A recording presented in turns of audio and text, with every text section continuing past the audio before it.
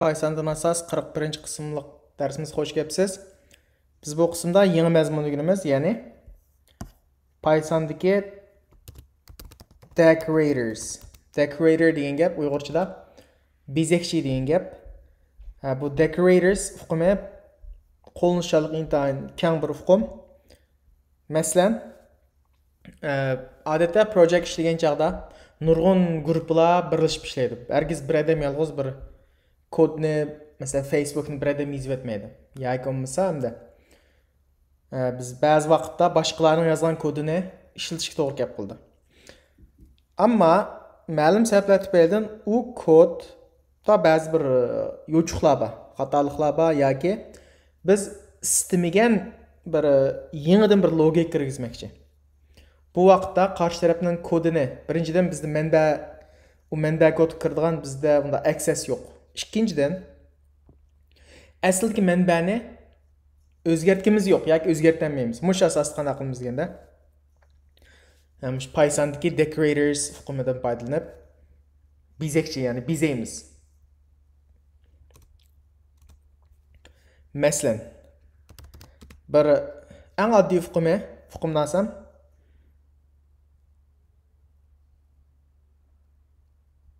qarshi taraf bir kod yozdi. Bununla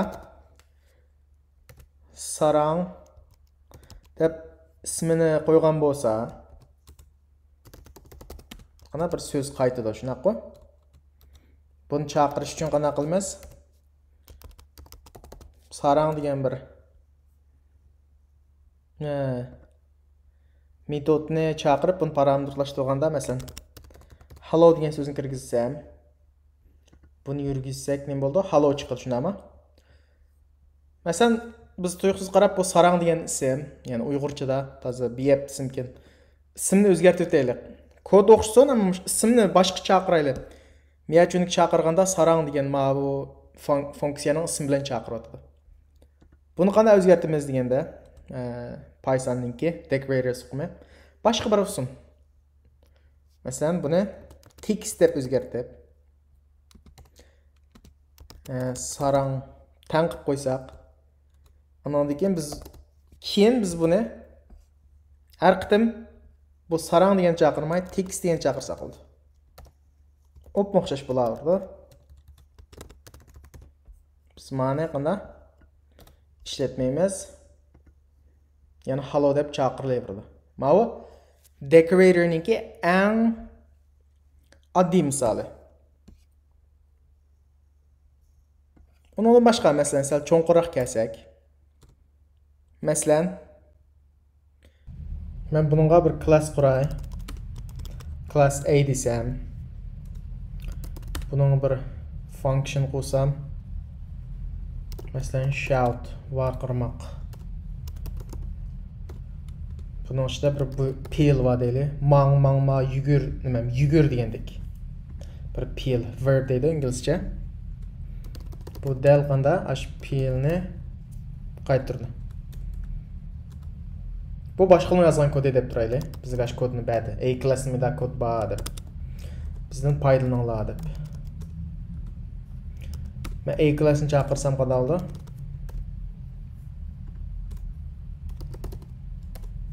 A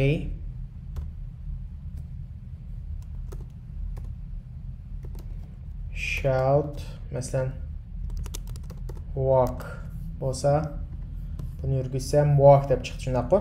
Chaqirdim. Endi bizga bir yangi bir nima tushdi. O'lcham, talab ya'ni. Mush qarshi ma'nosida bir yana qarshi taraf kodni xato yozib qo'yapti. Asli biz ma'lum bir ishni qilma deb shuni o'zgartsak bo'ldi degan bo'lsa, buni qanday o'zgartamiz? Bizda class A ga access yo'q, kiramaymiz yoki o'zgartirish bo'lmaydi. Buni qanday qilamiz deganda, dalmish decorators bezakchidan foydalanib o'zgartamiz. Ya'ni bir method yozmay, yangi bir method. Bu methodni masalan don't deylik, bunda qilma degandek. Bu methodni odatda biz ma'no boyam dedim, funksiyani yoki methodni parametrlashtirgan chog'da variablelar bilan, string, int degan variablelar bilan parametrlashtirdik. Ammo ma'noda decoratorsda qanday parametr methodni method bilan parametrlashtiramiz yoki funksiyani funksiya bilan func deb qisqartib olamiz. Mana shuni parametrlashtiramiz. Odatda qanday parametrlashtiramiz desanglar, bu ichidagi funksiyani, ya'ni funksiyaning ichiga yana bir funksiya. Funksiyalar method ikkisi bir gap.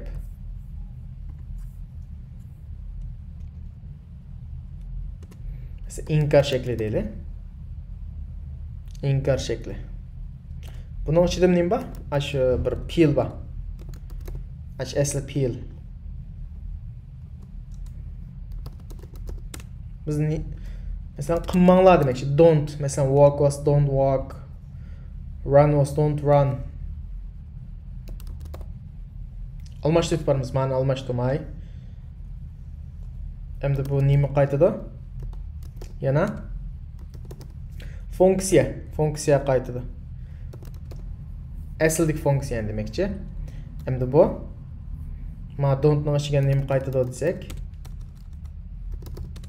inkar degan o'zimizning yozgan ma don't degan funksiya ichiga yozgan inkar yana qaytadi.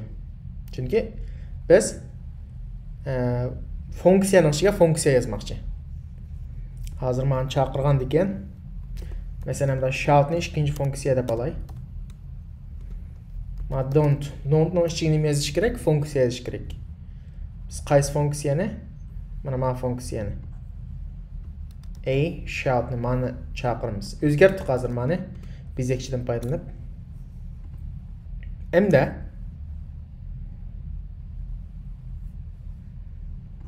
mana o'rniga shout to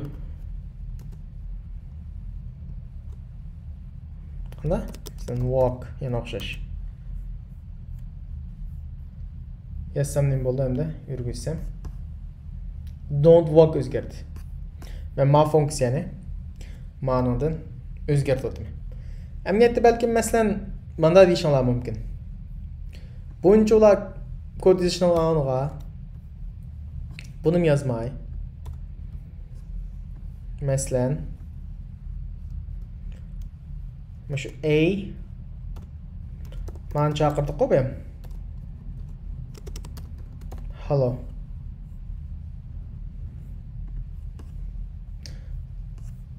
Yoki shu walkni ishlatayveraylik. Walk. Uni miya qilam qanda?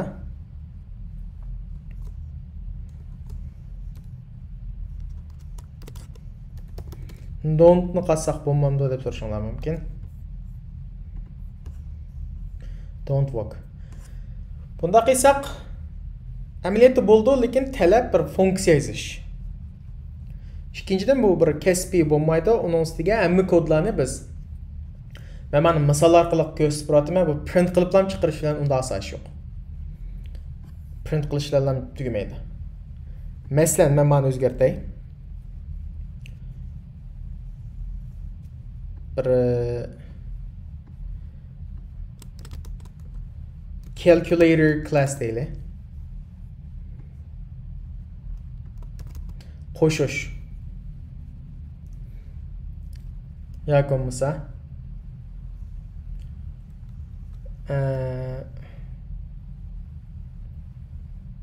bo'lish dey division. Ikki samba A, B deb.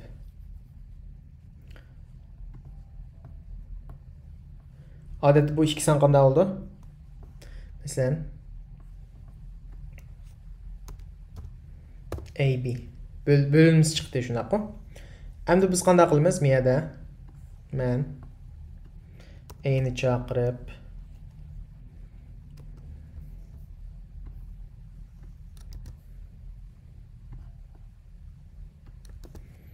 division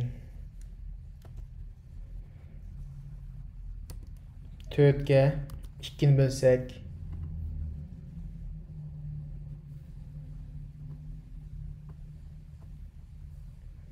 is not defined. Hemen bana A deb optime bu class'ning ismini o'zgartirdik calculator'ga.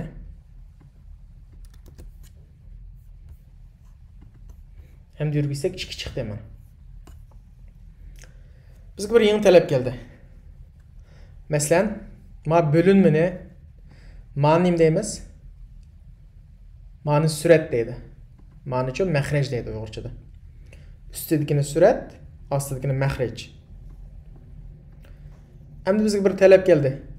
Adette mesela 4-2'ni böldük, süret məxrecden çoğun olğan çağda bütün bölündü. Eğer süret məxrecden kiçik olub qalsa, o'rnini almashtirib berdi. Mesela hazır men ma 2 meni 4 desem, mesela mana bölsek ne çıktı? 0.15 çıktı o. Hazır süret məxrejden kiçik olub qaldı şunaqa 2 4. Hazır eğer muşunda ahval olub qalsa, dərhal süretlə məxrejini almashtiradigan bir logik yaz deb basqanda qilamiz. Asli kodni o'zgartirish bo'lmaydi, ma'ni o'zgartirish bo'lmaydi. Biz bir buzg'unchilik qilmoqchi bo'lsak, masalan, mush süret məxrejden kichik bo'lganda o'zgartiradigan. Onu qanday yazamiz desak, o'xshash bir funksiya yazamiz. Onu mesela xata dey, wrong division dey.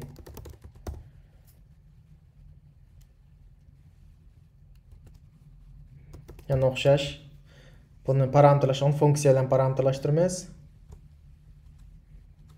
Bunun ichida qanda swap diye almashtirmoq. Ism muhim emas. Ism muhim emasa, ma'ni mozay deb qo'ysam bo'laverdi. Hech bu ism funksiyaning ismini deb qo'yasanglar, son bilan boshlasanglar, bo'laverdi. Odatda qanday qilamiz desak, 2 son bölümümüz var odatda. Suratlar məxrəci bölümümüz. Bunu parametrlaşdırganda o qanda A bilan B ba. Eğer qanda A miyada oldidagisi nima? Surat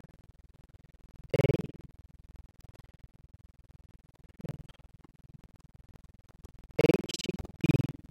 B'dan bo'lsa, surat məxrəcidən kichik bo'lsa demakchi. O'rni almashtirish. Odatda Pythonda o'rni almashtirish qanday bo'ldi? B A o'xshashda shuni almashtiramiz. Mana shu ikkisidan degan o'rni almashtirib demakchi. Bunday qilganda funksiyani qaytaramiz, ya'ni A bilan B'ga hamda ma wrong division degan funksiyaning ichiga nima qaytaramiz? Mush mozay degan funksiyani qaytaramiz. Endi niyat qanday bo'ldi?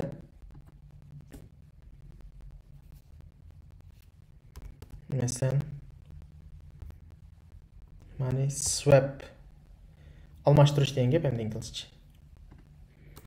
Ism qo'yib, bu nimaga tan qilamiz? Ma wrong division ma funksiyani keldim. Chunki men shuni almashtirib, asl funksiyani qanday? Asl funksiya almashtirma parametrlashtirib. Asl funksiya nima edi? Division.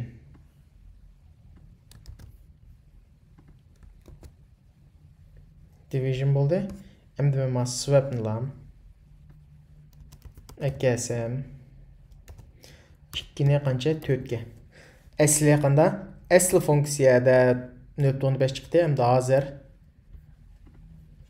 2 chiqdi. Chunki men buni logik ishlatib almashtirib etdim degan gap. Mana bu decoratorning roli.